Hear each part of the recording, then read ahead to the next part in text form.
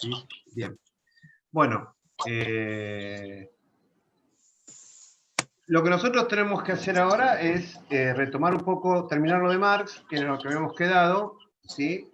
Vamos a tratar de terminar con los manuscritos del 44, que nos quedó una parte sin ver en el teórico, porque me parece que es un tema, no es fácil, digamos, el tema de la alineación, por lo tanto me parece que hay que darle el tiempo necesario. Y después empezaremos con Weber haciendo una introducción, la línea de tiempo, la introducción, digamos un poco cuáles son los grandes temas que el contexto donde se mueve Weber, Alemania, la Guerra de Alemania. Después vamos a ver un poco los grandes temas que le preocupan a Max Weber, así bastante muy sobrevolado eso, porque tenemos dos clases de Weber nada más. Tenemos esta y la que viene, y después ya trabajo práctico. El trabajo práctico, una cosa importante es que yo no arreglé, y que el trabajo práctico número 2, que es el que va a venir después que terminemos Weber, es sobre Marx y Weber, porque ahí dice Weber nada más, ¿sí? Yo lo que no arreglé ahí es que va a ser un trabajo práctico donde vamos a hacer preguntas de Marx y preguntas de Weber, ¿sí? En el trabajo práctico. Ah, profe, discúlpame. Sí. ¿El otro ya lo subiste, las correcciones? No, las correcciones corregí casi la mitad, digamos. No voy a subirla hasta que no corrija todos los trabajos, pero corregí hasta la mitad y calculo que entre mañana y pasado voy a terminar de corregir y yo se los subo, yo les aviso. Una cosa por ahí para decir del trabajo práctico, ¿sí? Cuando hagan los trabajos prácticos, escuchen los teóricos, porque lo que me di cuenta muchos es que como que los teóricos no los tuvieron en cuenta y se fueron directamente a los textos. Y las preguntas que hice, un par de preguntas, tenían que ver cosas que yo dije en el teórico y que no estaban en el texto, ¿sí? Entonces hubo errores ahí respecto a la interpretación, porque en el texto no aparecía ni ahí la pregunta que hice, pero esa pregunta yo la hice retórica en los teóricos que di, ¿sí? Entonces, eso ténganlo en cuenta. La cursada es los teóricos, los textos, las guías de preguntas, todo eso es lo que uno tiene que amalgamar, apropiarse, porque si no, hay cosas que uno dice en un teórico que no repite todo lo que está en un texto, porque un texto no va a decir todo, ¿sí? Entonces, de alguna forma, ustedes tienen que tener en cuenta eso. Yo me di cuenta que por lo menos de los corregí 8 o 9, son 20 los que presentaron, 20, 22 por ahí. Corregí 10 más o menos, entre 8 y 10, no me acuerdo exacto. Pero bueno, lo que vi de esos que corregí, la mayoría, lo que les pasó es eso. Buscaron la respuesta en el texto y capaz que no era exactamente lo del texto, era una disquisición más general, que la hablamos en el teórico, ¿sí? Bueno, después, terminada esa aclaración, vamos entonces a Marx, ¿sí? Bien. Nosotros nos quedamos con la parte del trabajo enajenado, ¿sí? La última parte, nosotros explicamos un poco qué era el hombre como ser genérico, ¿sí? La cuestión de la universalidad del hombre, bueno, todo eso, ¿sí? Y después volvimos al trabajo enajenado. ¿Y cuáles son las consecuencias de este trabajo enajenado? O sea, ¿qué es lo que produce este trabajo enajenado o trabajo alienado? Cuando hablamos nosotros lo vamos a tomar como sinónimos, ¿sí?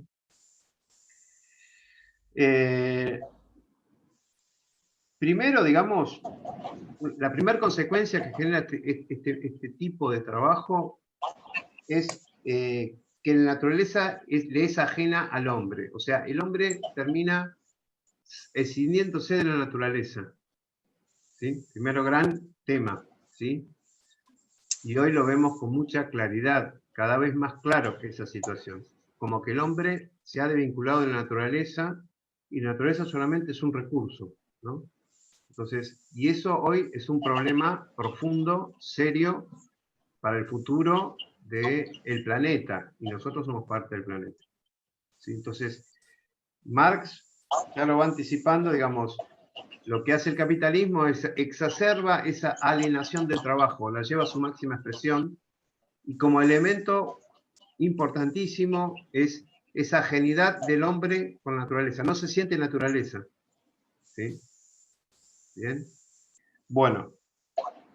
El otro elemento central también es que el hombre se ajeniza consigo mismo, o sea, el hombre se siente ajeno de sí mismo. Es otra consecuencia, ¿no? O sea, el hombre se desconoce como sujeto, ¿sí? Como sujeto creador, ¿no? El hombre básicamente es eso, es un sujeto que trabaja, que crea, que produce cultura, ¿sí? Y el hombre se transforma solamente en un animal de trabajo, ¿sí? Que responde a una disciplina que no se la pone él, que responde a recursos que no son de él, que utiliza instrumentos de trabajo que no son de él, produce algo que no lo ve como algo que él creó, sino como algo ajeno, como decíamos en la clase anterior, esa ajenidad se transforma en el enemigo, o sea, porque esa ajenidad es lo que él produce, en última instancia también después se transforma, una parte de eso se transforma en capital, y ese capital se le enfrenta a él como el gran, digamos, como aquel que le extrae vida, que le extrae trabajo, ¿sí? Bien.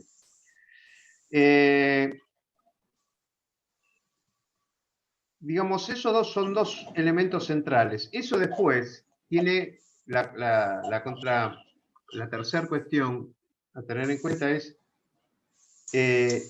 como que el hombre se pierde su visión genérica universal, ¿no? Esto que decíamos que la universidad del hombre, ¿no? O sea, esa idea de sentirse un ser universal, ¿sí? Pleno, bueno, pierde esa visión, ¿no? Esa capacidad de sentirse universal.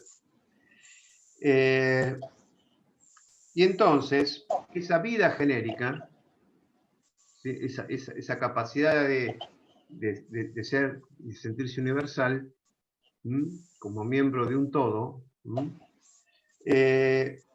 esa vida, en vez de ser genérica, ser universal, solamente se transforma en un medio de vida individual. ¿Sí? Entonces, se transforma solamente en ese medio que le permite subsistir a él como individuo y obviamente a su familia. ¿Sí? Bien. El trabajo enajenado convierte al hombre con su actividad vital, ¿sí? Digamos, el trabajo debería ser como esa cosa que lo hace ser pleno, o sea, como vivo, ¿no? Esa sensación de sentirse vivo cuando uno hace algo y que le gusta y que no tiene ninguna presión, entonces como que dice, esto lo hago de onda o lo hago, bueno, esa actividad vital que debería ser el trabajo humano, lo que se transforma es en la vida productiva, o sea, vida productiva en el sentido de ser parte solamente como un instrumento más en el engranaje productivo, el hombre, ¿no? Y solamente esa actividad vital, para lo único para lo único que sirve, para decirlo, este trabajo enajenado estamos diciendo, ¿no? Para lo único que sirve va a ser solamente como medio para satisfacer una necesidad. Es decir, la existencia física. ¿Sí? Entonces, eso que lo hace ser pleno, esa actividad que produce un bien, ¿no? Pero que a su vez el hombre es creador, el hombre se realiza con eso que hace, eso con el trabajo alienado es negado, ¿sí? Y entonces solamente el trabajo va a servir solamente para satisfacer una necesidad, y esa necesidad no es espiritual, sino es física. Es decir, necesito trabajar para cobrar una moneda y con esa moneda poder comprar la comida, ¿sí? Entonces, como no puedo hacer otra cosa, me conformo y trabajo a la cantidad de horas que tengo que trabajar y se transforma en una vida sufriente, ¿no? No una vida, una actividad vital, ¿no? Una actividad vital es una actividad que a mí me genera más vida. No, el trabajador, el trabajo alienado lo que genera es un proceso de extracción de esa más vida. Al hombre cada día que pasa y que va a la fábrica tiene un día menos de vida, esa es la idea. ¿Sí? Se va como gastando, ¿no? Ese hombre. En vez de llenándose de vida y de fuerza y de felicidad, lo que se va transformando es, se va como desinflando en la vida, ¿no? Bueno, un poquito sería una especie así de metáfora, ¿no? Bueno, después esa contraposición entre hombre y animal, ¿no? Que aparece en el texto, ¿sí? Y el hombre, en un sentido genérico, produce universalmente, o sea, el hombre produce como ser universal. Y en cambio, cuando se transforma, se potencia la animalidad, o sea, lo físico, solamente lo físico,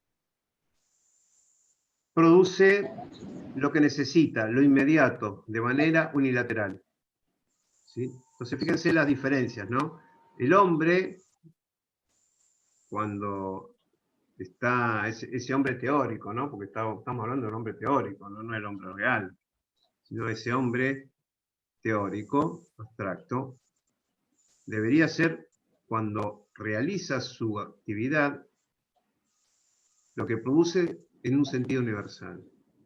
En cambio, lo que dice Marx es que, bueno, el hombre transformado en su animalidad, ¿no? En este trabajo alienado, lo que le provoca es solamente produce lo que necesita, lo inmediato, de manera unilateral. ¿Mm? El hombre, desde esa concepción de humanidad, de humanismo, ¿no? Universal, genérico, dice que produce liberado de la necesidad. O sea, el hombre produce obviamente para satisfacer una necesidad, pero está liberado de eso. ¿Sí? Produce por gusto, produce también para satisfacer una necesidad, pero produce también por gusto, por placer, porque lo realiza el trabajo. ¿Sí? En cambio, el trabajo alienado desde la visión de la animalidad, lo que hace es, solamente produce por necesidad física, solamente por eso.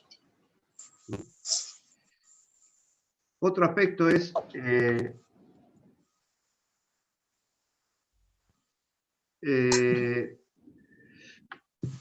otra característica que podemos hacer acá, se enfrenta libremente a su producto. O sea, el hombre desde lo universal, desde lo genérico, se presenta, se enfrenta, mejor dicho, libremente a su producto. ¿Qué quiere decir que se enfrenta libremente a su producto? Se enfrenta claramente teniendo en cuenta qué es lo que tiene enfrente, qué es lo que ha hecho, y siente y tiene claro que lo que está ahí, el producto de lo que él hizo, se ve reflejado él en ese producto. Por eso es que se enfrenta libremente a ese producto. En cambio, desde el trabajo alienado, o sea, desde el hombre como animalidad, lo que dice es el producto pertenece inmediatamente a su cuerpo. ¿No? ¿Qué quiere decir que pertenece inmediatamente a su cuerpo? ¿Sí? Es que es como que lo que produce es parte de él, digamos. O sea, obviamente que tiene claro el hombre cuando hace algo no es que sabe que hizo algo. Ahora, ese algo que hace es una continuidad física solamente. No es, o sea, no es el aspecto más espiritual, ¿no? Es esa cuestión más de saberse creador, de que ese objeto tuvo un sentido, tiene un sentido. Bueno, eso se pierde con este aspecto de animalidad o de trabajo alienado. Bien. El otro aspecto que va a ser eje Marx en los manuscritos es el tema de la propiedad privada, que es otro elemento que juega en el proceso del trabajo enajenado. Y más dice que es una consecuencia del trabajo enajenado, la propiedad privada. y que a su vez genera una interacción, o sea, que consolida, no solamente que es el origen, ¿sí? Es la consecuencia, mejor dicho, del trabajo enajenado, sino que a su vez se produce una relación recíproca. O sea, ese trabajo enajenado lo que va a ir generando, consolidando mucho más esa propiedad privada, ¿sí? Al cual el trabajador está con imposibilidad, porque no es propietario de su propio trabajo, de su creación, ni de su trabajo ni de lo que produce, ni del objeto que produce. Por lo tanto, lo que también se enajena es esa idea de realización humana, ¿sí? O sea, uno pierde, ¿no? Esa capacidad de realizarse, lo que decíamos, lo que dijimos también en algún, venimos diciendo, ¿no? Por lo tanto, el trabajo enajenado, y ahí acá viene un juego dialéctico que hace Marx en los manuscritos, que hay que encontrarle la vuelta para entenderlo, ¿no? Pero Marx dice que el trabajo enajenado,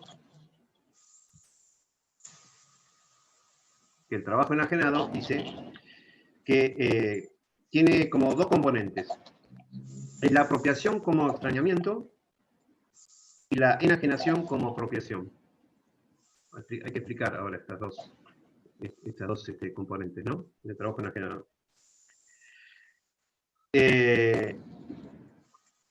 Fíjense, apropiación como extrañamiento, ¿no? ¿Qué quiere decir esto? Hay un proceso que se naturaliza de apropiación, ¿no? ¿Qué es lo que se produce en el proceso de trabajo? ¿Qué se apropia? Alguien se apropia del trabajo y del producto. ¿Quién es el que se apropia del trabajo y del producto? Es el dueño de las condiciones de producción. O sea, el dueño de los instrumentos, el dueño del producto. Sí, sí, Jazmín, te escucho. No, perdón, el dueño de la fábrica, estaba pensando ¿no? Serían los dueños. ¿Cómo? Los dueños de la fábrica, o sea, los patrones. Claro, no es el jefe, ¿no? O sea, el jefe es un empleado más. No.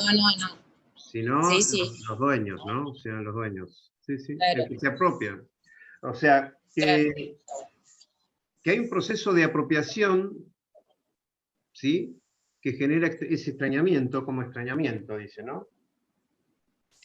En la cual hay una relación recíproca entre apropiación y enajenación, ¿sí? O sea, porque hay apropiación, hay enajenación, y porque hay enajenación, hay apropiación, ¿no? ¿Por qué?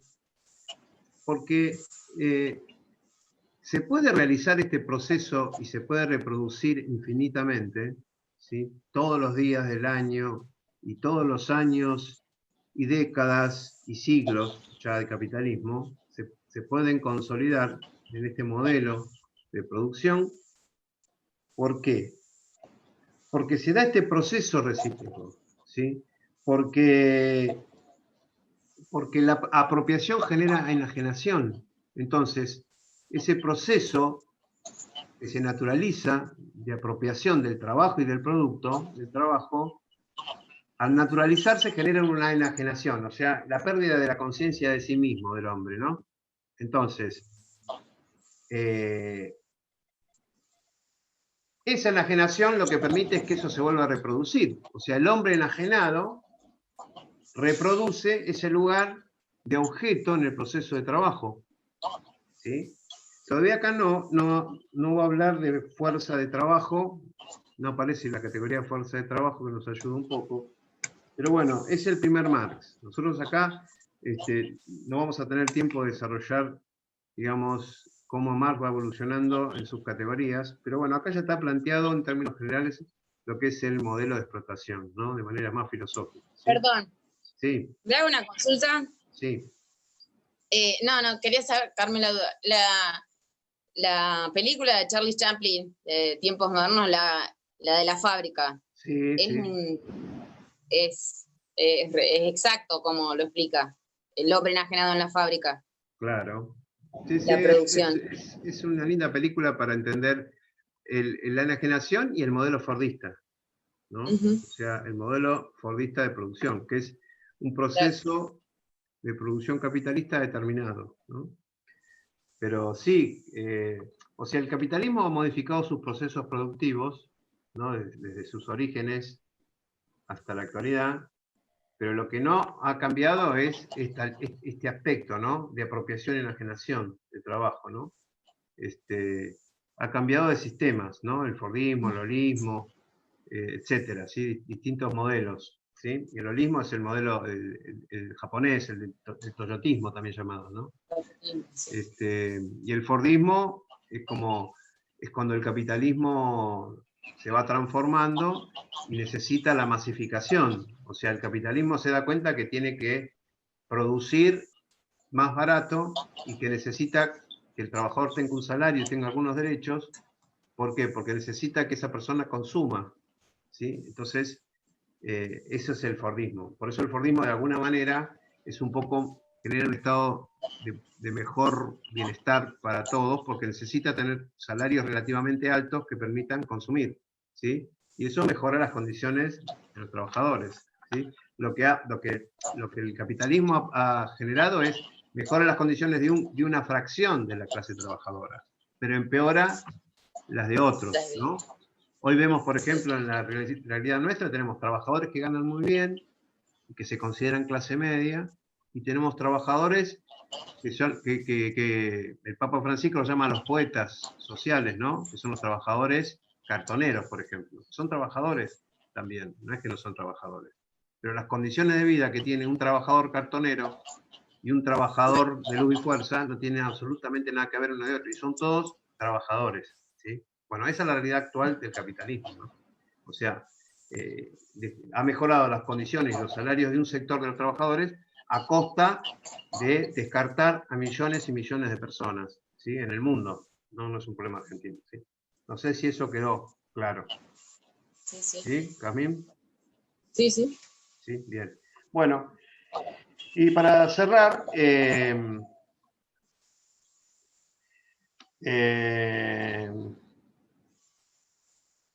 yo lo dejaría acá, digamos, porque más o menos está el concepto, ¿sí?